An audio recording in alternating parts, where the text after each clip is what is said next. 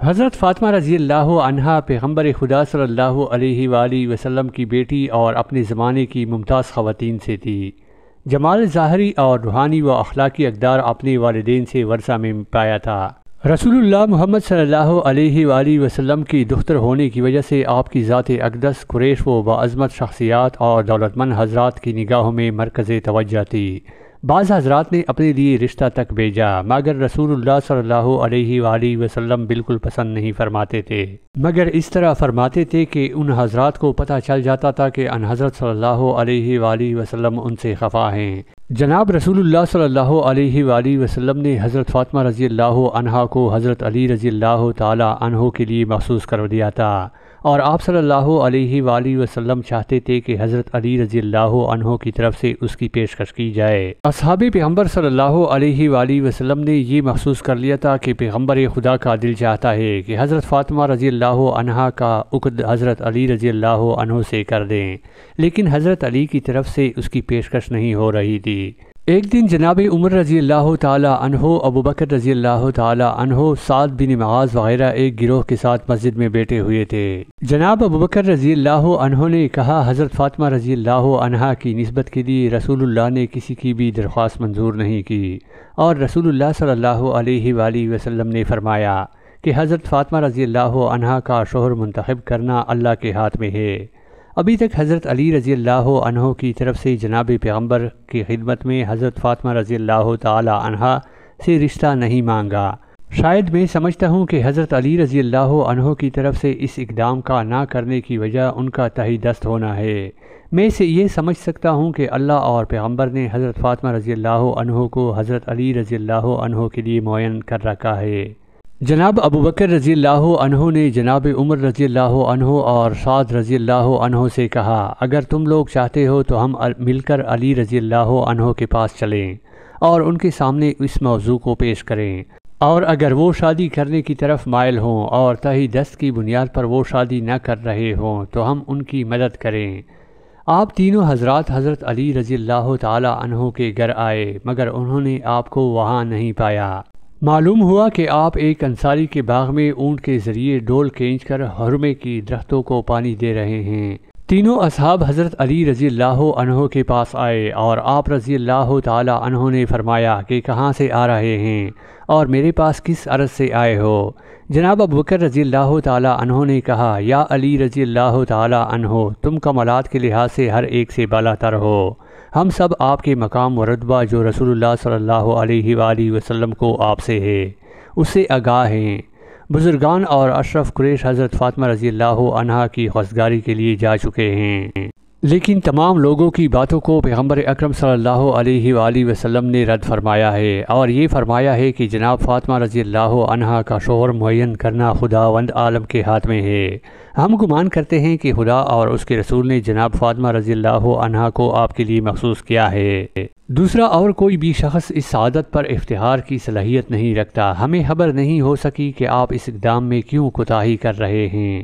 حضرت علی رضی اللہ عنہ نے جب یہ گفتگو سنی تو آپ کی آنکھوں میں آنسو بھر آئے، اور فرمایا، اے ابو بکر رضی اللہ عنہ، تم نے میرے احساسات اور اندرونی خواہشات کو ابھارا ہے اور اس کی طرف توجہ دلائی ہے جس سے کہ میں غافل تھا۔ خدا کی قسم، تمام دنیا حضرت فاطمہ رضی اللہ عنہا کی خواستگار ہے، اور میں بھی علاقہ مند ہوں۔ جو چیز مجھے اس اقدام سے روکے ہوئے ہیں وہ فقط میرا خالی ہاتھ ہونا ہے۔ جناب ابو بکر رضی اللہ عنہ نے کہا، یا علی رضی اللہ تعالی عنہ، آپ یہ بات نہ کریں، کیونکہ پیغمبر خدا صلی اللہ علیہ وآلہ وسلم کی نگاہ میں دنیا اور مال دنیا کی کوئی قیمت نہیں ہے۔ میری رائے ہے کہ جتنی جلدی ہو سکے آپ اس کام میں اقدام کریں اور جناب فاطمہ رضی اللہ عنہا کی خواستگاری کی درخواست کر دیں۔ اسلام کی بحرانی کیفیت اور مسلمانوں کی اقتصادی زبحالی نے علی رضی اللہ عنہ کو اس دلی خواہش سے روک رکھا تھا۔ حضرت علی رضی اللہ عنہ نے جناب ابو بکر رضی اللہ عنہ کی پیشکش پر تھوڑا سا غور کیا اور اس معاملے کی تمام اطراف اور جوانب پر غور کیا۔ ایک طرف آپ کا خالی ہاتھ ہونا اور اپنی اور تمام مسلمانوں کی اقتصادی زبحالی اور عمومی گرفتاری دیکھ رہے تھے، اور دوسری طرف یہ بھی جان چکے تھے کہ آپ کے ازدواج کا وقت آ پہنچا ہے، کیونکہ آپ کی عمر 21 سال یا اس سے زیادہ ہو چکی تھی۔ انہیں اس عمر میں شادی کرنا ہی چاہیے اور فاطمہ رضی اللہ عنہا جیسا رشتہ بھی نہ مل سکے گا۔ اگر یہ سنہرا وقت ہاتھ سے نکل گیا تو پھر اس کا ادراک نہیں کیا جا سکے گا۔ جناب ابوبکر رضی اللہ عنہ کی پیشکش نے حضرت علی رضی اللہ عنہ کی روح کو اس طرح بیدار کر دیا تھا کہ آپ کا اندرونی جذبہ محبت شعلہ اور ہوا، اور آپ سے پھر اس کام کو آخر تک پہنچانا ممکن نہ ہو سکا جس میں آپ مشغول تھے۔ آپ نے اونٹ اس کام سے علیحدہ کیا اور گھر واپس آ گئے۔ آپ نے غسل کیا اور ایک صاف ستھری عبا پہنی اور جوتے پہن کر جناب رسول خدا کی خدمت میں حاضر ہوئے۔ پیغمبر اکرم اس وقت جناب ام سلمہ کے گھر تشریف فرما تھے۔ حضرت علی رضی اللہ عنہ جناب ام سلمہ رضی اللہ کے گھر گئے اور دروازہ کھٹکھٹایا۔ پیغمبر اکرم نے جناب ام سلمہ رضی اللہ عنہا سے فرمایا کہ دروازہ کھولو۔ دروازہ کھٹکھٹانے والا وہ شخص ہے جس کو خدا اور رسول دوست رکھتے ہیں، اور وہ خدا اور اس کے رسول کو دوست رکھتا ہے۔ ام سلمہ نے عرض کیا، یا رسول اللہ، میرے ماں باپ آپ پر فدا ہوں کہ یہ کون ہے جسے آپ نے دیکھے بغیر اس قسم کا فیصلہ ان کے حق میں کر دیا ہے؟ آپ صلی اللہ علیہ وآلہ وسلم نے فرمایا، اے ام سلمہ چپ رہو، یہ ایک بہادر اور شجاع انسان ہے جو میرا چچا زاد بھائی ہے اور سب لوگوں سے زیادہ میرے نزدیک محبوب ہے۔ جناب ام سلمہ اپنی جگہ سے اٹھیں اور گھر کا دروازہ کھول دیا۔ حضرت علی رضی اللہ تعالی عنہ گھر میں داخل ہوئے اور سلام کیا اور پیغمبر خدا کے سامنے بیٹھ گئے، اور شرم کی وجہ سے سر نیچے کیے ہوئے تھے اور اپنے ارادے کو ظاہر نہ کر سکے، اور تھوڑی دیر تک دونوں چپ رہے، اور آخر الامر پیغمبر اسلام صلی اللہ علیہ وآلہ وسلم نے اس سکوت کو توڑا اور فرمایا، یا علی، گویا کسی کام کے لیے میرے پاس آئے ہو کہ جس کے اظہار کرنے سے شرم کر رہے ہو۔ بغیر ہچکچاہٹ کے اپنی حاجت کو بیان کرو اور مطمئن ہو جاؤ کہ تمہاری خواہش قبول کی جائے گی۔ حضرت علی رضی اللہ تعالی عنہ نے عرض کیا، یا رسول اللہ، میرے ماں باپ آپ پر قربان ہوں۔ میں آپ کے گھر میں جوان ہوا ہوں اور آپ کے لطف و کرم سے ہی مستفید رہا ہوں۔ آپ نے میری تربیت میں ماں اور باپ سے بھی زیادہ کوشش فرمائی ہے، اور آپ کے وجود مبارک کی برکت سے میں نے ہدایت پائی ہے۔ یا رسول اللہ، خدا کی قسم، میری دنیا و آخرت کی پونجی آپ ہیں۔ اب وہ وقت آ پہنچا ہے کہ اپنے لیے کسی رفیقہ حیات کا انتخاب کروں اور خانادار زندگی کو تشکیل دوں تاکہ اس سے مانوس رہوں اور اپنی تکلیف کو اس وجہ سے کم کر سکوں۔ اگر آپ مصلحت دیکھیں تو اپنی دختر جناب فاطمہ رضی اللہ عنہا کو میرے عقد میں دے دیں تاکہ جس سے مجھے ایک بہت بڑی سعادت نصیب ہوگی۔ پیغمبر اسلام صلی اللہ علیہ وآلہ وسلم اس قسم کی پیشکش کے منتظر تھے۔ آپ کا چہرہ انور خوشی اور سرور سے جگمگا اٹھا اور فرمایا کہ صبر کرو، میں فاطمہ رضی اللہ عنہا سے اس کی اجازت لے لوں۔ پیغمبر اکرم جب فاطمہ رضی اللہ عنہا کے پاس تشریف لے گئے اور فرمایا، تم علی رضی اللہ عنہ کو بہتر جانتی ہو، وہ خواستگاری کے لیے آئے ہیں، آیا تم اجازت دیتی ہو کہ میں تمہارا ان سے عقد کر دوں؟ جناب فاطمہ رضی اللہ عنہا شرم کی وجہ سے ساکت رہیں اور کچھ نہ بولی۔ پیغمبر خدا صلی اللہ علیہ وآلہ وسلم نے ان جناب کی سکوت کو رضامندی کی علامت قرار دیا۔ پیغمبر صلی اللہ علیہ وآلہ وسلم نے فرمایا، اے علی، تم جلدی سے مسجد میں جاؤ، میں بھی تمہارے پیچھے آ رہا ہوں تاکہ لوگوں کے سامنے عقد کی تقریب اور خطبہ عقد بجا لاؤں۔ علی رضی اللہ عنہ خوش و مسرور مسجد روانہ ہو گئے۔ جناب عمر رضی اللہ عنہ اور ابوبکر رضی اللہ عنہ سے راستے میں ملاقات ہو گئی۔ تمام واقعہ سے ان کو آگاہ کیا اور کہا کہ رسول اللہ صلی اللہ علیہ وآلہ وسلم نے اپنی دختر مجھ سے تزویج کر دی ہے اور ابھی میرے پیچھے آ رہے ہیں تاکہ لوگوں کے سامنے عقد کی مراسم انجام دے۔ پیغمبر خدا صلی اللہ علیہ وآلہ وسلم جبکہ آپ کا چہرہ خوشی و شادمانی سے چمک رہا تھا، مسجد میں تشریف لائے اور خدا کی حمد و ثنا کے بعد فرمایا، اے لوگو، آگاہ رہو کہ جبرائیل علیہ السلام مجھ پر نازل ہوئے ہیں اور خداوند کریم کی طرف سے پیغام لائے ہیں کہ حضرت علی رضی اللہ عنہ اور جناب فاطمہ رضی اللہ عنہا کے ازدواج کے مراسم عالم بالا میں فرشتوں کے حضور منعقد کیے جا چکے ہیں، اور حکم دیا ہے کہ زمین پر بھی یہ مراسم انجام دیے جائیں۔ میں تم کو گواہ قرار دیتا ہوں۔ آپ اس کے بعد بیٹھ گئے اور حضرت علی رضی اللہ عنہ سے فرمایا کہ اٹھو اور خطبہ پڑھو۔ حضرت علی رضی اللہ عنہ کھڑے ہوئے اور فرمایا کہ میں خداوند عالم کا اس کی نعمتوں کا شکر ادا کرتا ہوں اور ایسی گواہی دیتا ہوں جو اس ذات کو پسند ہو کہ اس کے علاوہ کوئی خدا نہیں ہے، اور ایسا درود ہو جناب محمد صلی اللہ علیہ وآلہ وسلم پر جو آپ کے مقام و درجہ بلا تر کر دے۔